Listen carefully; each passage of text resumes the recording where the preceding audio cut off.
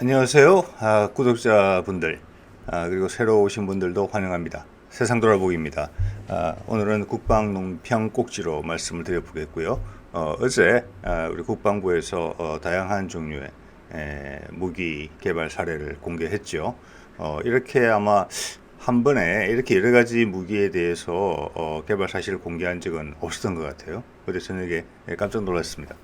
그래서 이전에 다뤘던 주제들도 있고 한데 어제 소개됐던 주요 무기들에 대해서 어떤 의미를 가지는지 제가 아는 범위 내에서 한번 말씀드리는 시간을 갖도록 하겠습니다. 자, 이게 어제 나온 국방부 보도 자료입니다. 아마 오후 늦게 이제 나온 것 같아요. 그래서 이게 이제 제목, 가장 큰 대표적인 제목은 ADD가 SLBM 잠수함 최초 발사 시험 성공했다 이러면서 이제 밑에 주르륵 3페이지 분량으로 한 대여섯 가지 종류의 무기 체계에 대해서 설명이 있습니다. 자, 오늘은 그 주제를 일단 초음속 대함 미사일을 이제 주인공을 일단 삼아서 나머지는 그 다음부터 이제 설명을 드리는 방식으로 해볼게요. 자, 그러면 먼저 초음속 순항 미사일 발사 장면 잠깐 볼게요.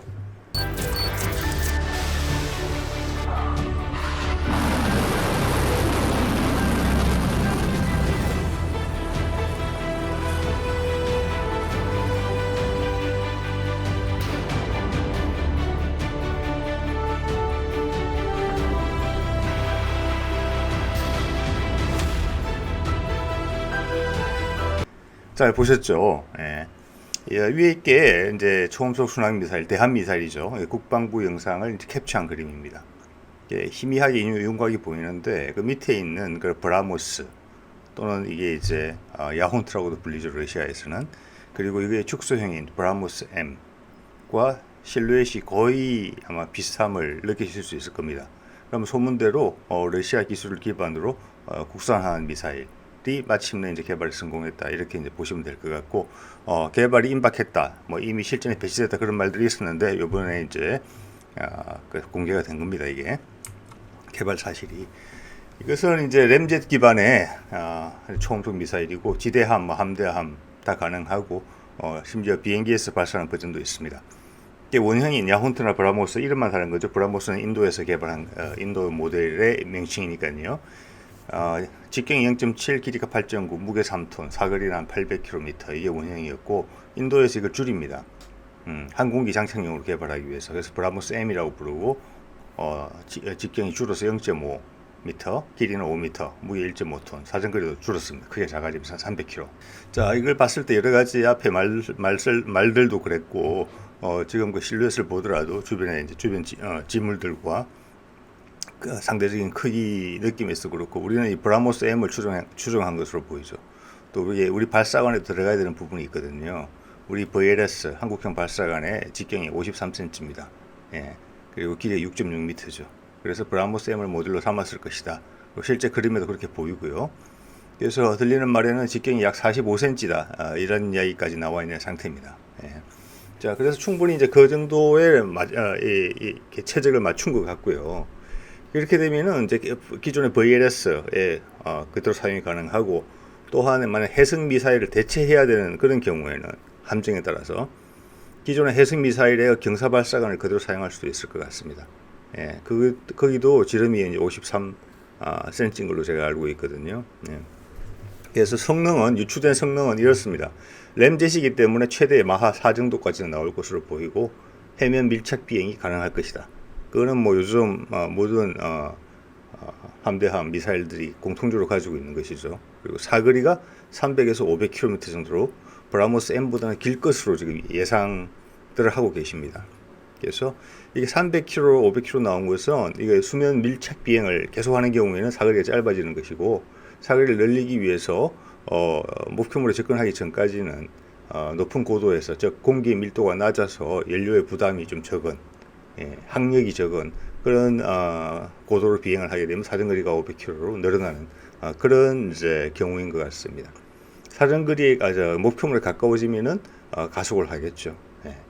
그래서 순항 속도하고 최종 돌입 속도가 아마 다를 겁니다. 최종 돌입 독소에서는 상대방의 그 방어 시스템을 대응할 시간을 최소화시키기 위해서 속도가 마하 1, 2 정도로 늘어날 가능성이 있는 그런 컨셉이죠.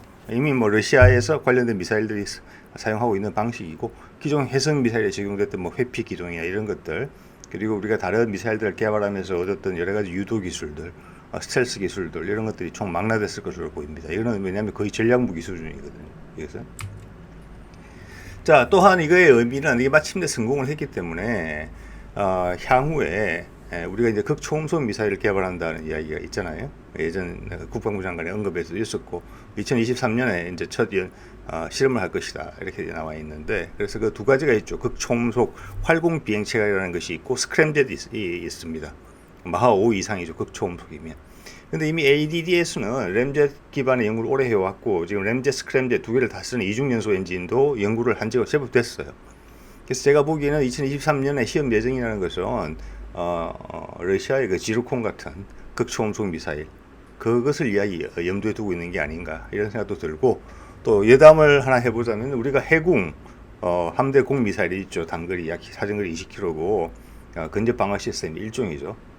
그게 초음속 미사일에 대응을 한다는 그 ROC를 가지고 개발이 된 미사일이에요.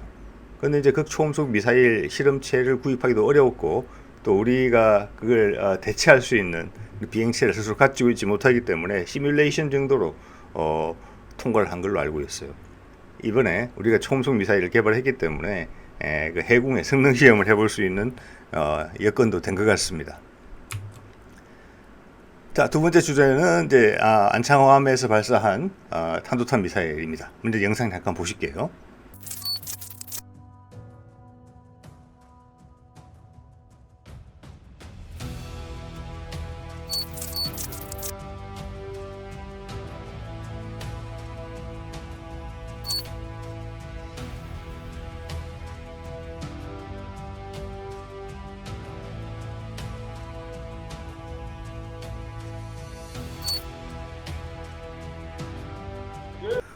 이거는 사실 지난 일주일 전에도 SLBM 발사 소식이 전해졌었죠. 그래서 또 일주일 뒤에 또 똑같은 소식이 나와서 의아했는데, 제가 이해를 하기로는 이렇습니다. 지난번에 안창호함에서 발사한 일주일 전에 한 거는 SLBM의 발사에 성공했다는 것 같고, 이번 대통령이 참관한 시험은 뭐냐면 발사 후에 목표물을 정확히 타격하는 그것까지를 완결시킨 것 같습니다.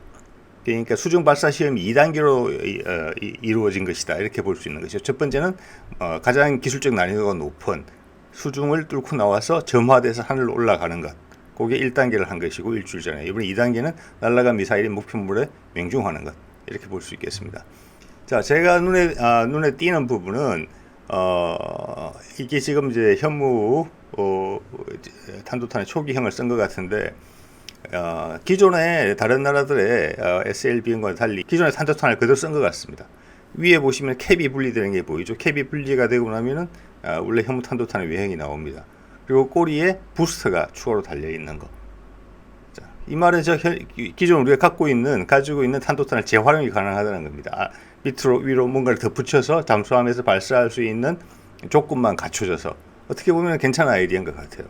그렇지만 이제 향후는 순전히 SLBM만을 위한 미사일 개발로 진행하지 않을까, 그런 생각도 동시에 듭니다. 예. 그래서 SLBM이 의미하는 것은 핵무장의 가능성을 강하게 의미하는 것이고, 이게 왜냐하면 응징 보복 수단이거든요. 최후의 반격을 가할 수 있는 수단이기 때문에 잠수함 한 대만 살아남아 있어도 상대방한테 회복하기 힘든 피해를 줄 수 있다라는 것이 SLBM으로 무장한 잠수함의 특징입니다. 목적이기도 하고. 그렇기 때문에 SLBM은 곧 핵무장을 의미한다고 볼 수 있고, 가장 안전성, 은밀성을 보존하기 위해서는 SLBM을 실은 잠수함은 원자력 추진 잠수함이 돼야 된다. 이게 수순인 것이죠. 어떻게 보면 당연한. 그래서 우리는 현재 개발하고 있는 장보고 배치 3 같은 경우는 핵 추진으로 갈 가능성이 높다는 것이고, 제가 지난번 관련된 동영상에서 우리 울산과학기술원에서 원전연구단에서 초소형 해양용 원자로 개발 중이다. 그러니까 사업 기간도 2023년에 완료되게 돼 있다. 그래서 그 원자로는 기존의 경수로형이 아닌 고속정식로 방식이고, 그 이름도 우라노스라고 붙여져 있다. 그래서 4세대 일체형 초소형 원자로로서 폐기물이 거의 안 나오는 고효율의 엔진이다. 그래서 원자력 협정에 위배되지 않는 20% 이하의 전홍축 우라늄을 가지고도 40년 동안 교체할 필요가 없다. 예상되는 출력 60에서 80메가와트 열 출력은 일반적으로 원자력 추진 잠수함 이 정도 규모에 들어가는 사이즈다. 여기서 개수를 2개, 3개로 늘리면 대형 함정에도 사용할 수 있다. 예를 들어서 항공모함 같은 것이죠. 이런 말씀을 드린 바가 있고요. 자, 그 다음에는 우리 KF-21 보라매용 장거리 공대지 미사일입니다. 한국형 타우러스라고 보시면 되겠습니다. 이 동영상 잠깐 보실게요.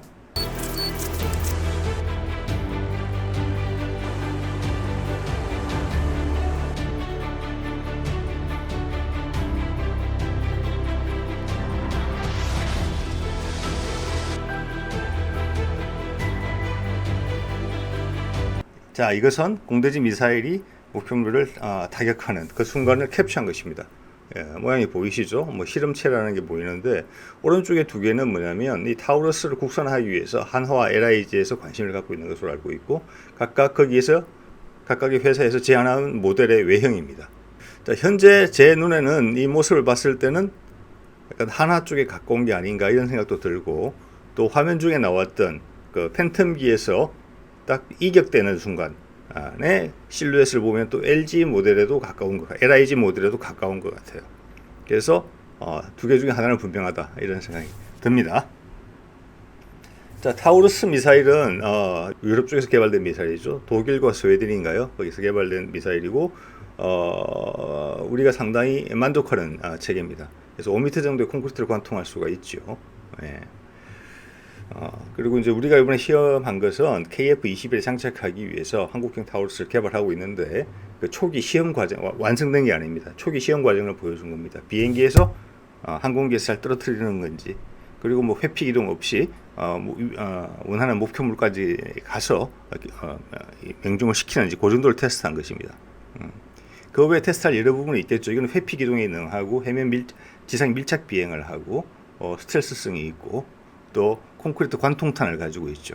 예. 그래서 여러 다른 부분을 테스트할 부분들이 많이 있을 겁니다. 그래서 아주 가장 기초적인 공력 시험을 했다. 그리고 유도탄으로서 기능을 할 수 있는지 시험했다. 이렇게 보시면 될 것 같아요. 여기서 이제 제가 눈에 떠있는 부분은 뭐냐면은, 자, KF-21의 운용 예정이다. 그리고 예전에 한국형 앞서 보여드렸던 한화나 LIG의 모델들을 개발할 때 국방부에서 요구 조건이 있었던 것 같습니다. 길이를 4.4m로 줄여달라. 예. 그래서 원형은 5.1m거든요. 그래서 4.4m로 줄여달라. 자, 이 4.4m는 제가 봤을 때는 KF-21의 내부 무장창에 들어갈 수 있는 최대치가 아닌가라고 싶거든요. F-35 같은 경우는 4m입니다. 예. 이거는 이제 저 개인의 주장이죠.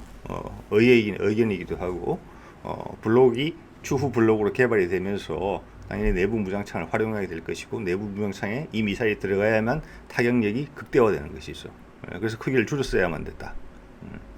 밑에 보여드리는 그림은 일본에서 개발한 일본에서 개발한 ASM-3라는 공대지 초음속 미사일입니다. 그래서 일본도 지금 5세대 전투기를 개발 중인데 그 내부 무장창에 넣어야 된다는 그림을 보여주고 있는 겁니다. 당연히 우리도 그 요구가 있겠죠. 그리고 우리는 KF-21은 일본의 5세대 전투기보다 빨리 개발되고 있습니다. 그래서 지금 이번에 국방부의 보도자료를 보면 이런 내용이 나옵니다. 스텔스성도 원형보다 더 정대되었고 사거리도 더 정대되었다. 원형의 사거리가 500km 이상입니다. 원래는 길이가 줄고 크기가 줄어들면서 두께도 좀 줄어들 수 있을 거잖아요. 직경이 하면서 사거리나 파괴력에서는 손해를 볼 것이다라고 짐작했는데 그게 아니라는 이야기를 국방부가 정확하게 한 겁니다. 사거리가 더 정대됐다고 해요. 또 뒤에 보시면은 고위력 탄두 이야기가 나오는데 제가 봤을 때는 탄두의 위력도 최소한 동등 이상이다 그렇게 생각됩니다. 자, 여기서 중요한 부분은 뭐냐면 KF-21의 비행기가 이제 몇 년 후면 완성이 될 텐데 이걸 마케팅을 해야 되는 거잖아요. 우리의 구입 가격을 줄이기 위해서라도 전 세계로 팔아야 됩니다. 그래서 인도네시아가 중요한 것이고, 해외 판촉을 하기 위해서는 다른 어떤 무기보다도 KF-21에 실린 무기가 좋아야 되는 겁니다. 무기 없이 비행기만 팔 수 없는 거죠. 그러면 통합하는 과정을 또 거쳐야 되고 경쟁국에서 그 무기의 통합을 허락할 리가 없기 때문입니다. 예. 그래서 그 첫 번째로 낙점된 것이 타우루스, 한국형 타우루스입니다. 예. 자, KF-21에 공대지 무장을 장착해 주는 것이죠. 당연히 공대 함용으로도 쓸 수 있을 겁니다. 자, 그런 식의 의미가 있다는 것이고, 그 이후에 이제 중거리 미사일도 나올 것이고, 공대함 지금 덕티드 램젯 이야기도 나오죠. 공대함 미사일 버전. 그것도 우리 지금 오늘 공개한 초음속 미사일의 크기 문제 때문에 그걸 갈아탄 것 같다는 제 의견을 앞서 말씀드린 바가 있습니다. 다른 동영상에서. 자, 또 하나 조금 더 직접적인 이유는 우리가 이 한국형 타우루스를 지금 F-15K에만 운용을 하고 있는데 그 통합 비용으로 우리가 보잉에 지불한 금액만 800억 원입니다. 자, 앞으로 이런 비용들은 우리가 지불하지 않게 되겠죠. 예. 자, 그다음 고위력 탄두 이야기를 해볼게요. 예, 고위력 탄두는 이제 앞에 설명을 봐서는 우리가 부득이하게 핵폭탄을 가지기 전까지는 전략 무기, 즉 SLBM 같은 데 활용해서 준 핵무기 역할을 해주는 것으로 지금 기대하고 있는 것 같아요. 우리 군에서는. 여기서 이제 보도 자료상으로 보면은 탄두 중량이 증가한다. 그리고 지하 관통탄이다. 열 압력탄이다. 이런 걸 추정할 수가 있어요. 네. 고위력 탄두의 의미가 탄두 중량도 늘었고 지하 관통도 더 깊이 하면서 열 압력탄이다. 자, 지하 관통도 더 깊게 하고 압력탄의 위력도 더 세졌다. 이렇게 이해하면 될 것 같습니다. 우리 SLBM도 실을 것이고 이게 앞서 보여드렸던 공대지, 장거리 공대지 미사일의 탄두도 바로 이것일 것입니다. 예. 그럼 여기에 들어가는 핵심 기술이 무엇이냐? 여기 이제 실마리를 줄 수 있는 것이 최근에 지난 8월에 국방뉴스를 통해서 언급됐던 국방과학연구소에서 폭발하는 금속 소재를 개발했다. 예.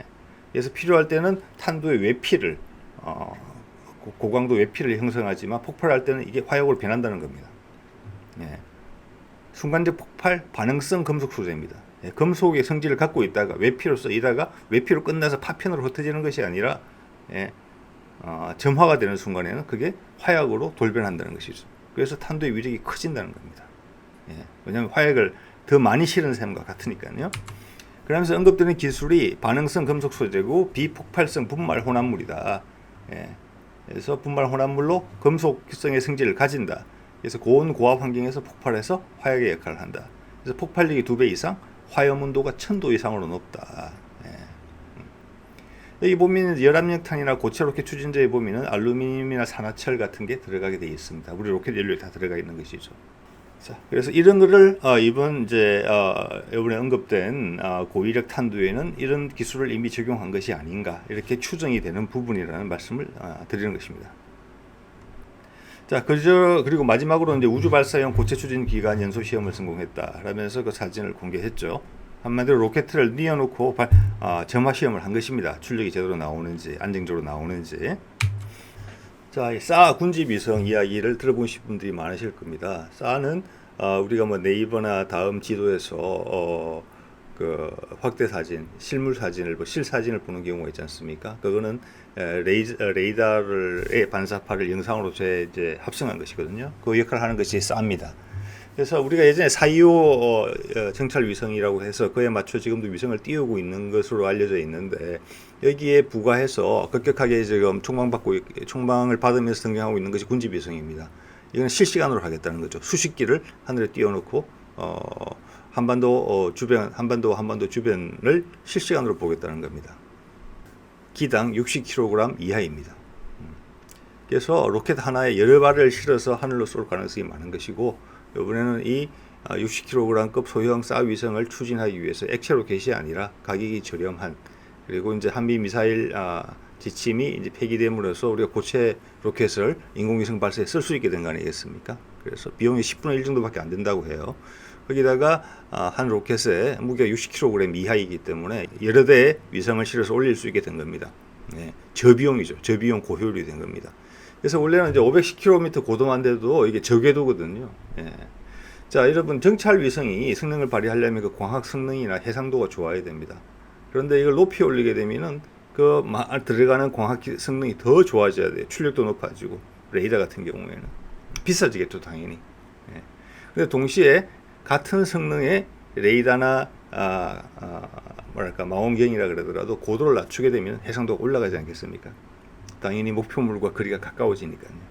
그래서 거기에 착안을 해서 우리는 군집 위성을 초저궤도에 올릴 생각이 있는 것 같아요. 약 300km, 아주 낮죠. 그러면 중급 정도의 어떤 광학기기와 레이더 성능만으로 그러면 가격도 낮아지고 비용도 작아지고 크기도 작아지겠죠. 무게도 더 작아질 수 있고, 예, 그것을 다량으로 띄우겠다 이런 생각을 하고 있는 것 같아요. 근데 300km 초저궤도로 띄우게 되면은 그 이제 약점이 뭐냐면 여기는 아직도 미세하지만 공기가 있습니다. 대기가. 그렇기 때문에 위성의 수명이 상당히 짧아집니다. 예. 자, 그걸 다 감안하고라도 얻는 이득이 많다는 거죠. 그래서 발사 비용과 위성 자체의 비용이 대량 생산 그리고 중저가 부품을 써서 낮아진다면은 소모품용으로 쓰겠다는 겁니다. 뭐 2년마다 한 대씩 바꾸겠다는 거죠. 상시적으로 쏘겠다는 겁니다. 그러니까 매달. 예. 자, 그래서 실시간으로 우리 한반도 주변을 보겠다는 겁니다. 자, 그래 되면은 아까 보여드린 그 초음속 대한미사일 같은 경우도 사정거리가 500km 정도 되면은 사정거리가 문제가 아니라 그 상대방의 표적이 움직이는 경우에는 그 표적의 위치를 실시간으로 파악을 해서 미사일을 알려줘야 되거든요. 중계를 해줘야 되는데 그렇게 하기 위해서는 헬리콥터가 뜨거나 하늘에서 그 항공 통제기가 뜨든지 아니면 위성이 이걸 중계를 해줘야 되는 부분이 있습니다. 정찰 자산이 따라가지 않으면은 미사일 사거리만 긴 거로는 효과가 없습니다. 특히 대함 미사일처럼 목표물이 움직이는 경우에는 그거는 대함 탄도탄도 마찬가지겠죠. 자, 우리는 정찰 자산을 가지지만 단지 정찰로만 끝나는 게 아니라 우리 공격 무기가 성능을 발휘할 수 있는 여건까지 이제 만들어 주겠다는 것이죠. 그래서 이 신문 기사에서만 보더라도 510km 고도에서 1m 해상도라고 되어 있잖아요. 자, 그럼 510km 고도를 300km로 낮춘다. 수명을 떨어뜨리면서. 그럼 해상도가 거의 0.5m에 준합니다. 자, 그거는 거의 최고급 정찰 위성이거든요. 현존하는. 예. 1등은 아니겠습니다만 그 정도를 수십 기를 가지겠다는 겁니다. 자, 오늘은 어제 국방부에서 발표한 여러 종류의 아주 전략적인 의미가 깊은 무기 체계에 대해서 그 각각이 어떤 의미가 있는 것인지 그 계략적인 성능과 함께 말씀드려보는 시간을 가졌습니다. 오늘은 여기까지 하겠습니다.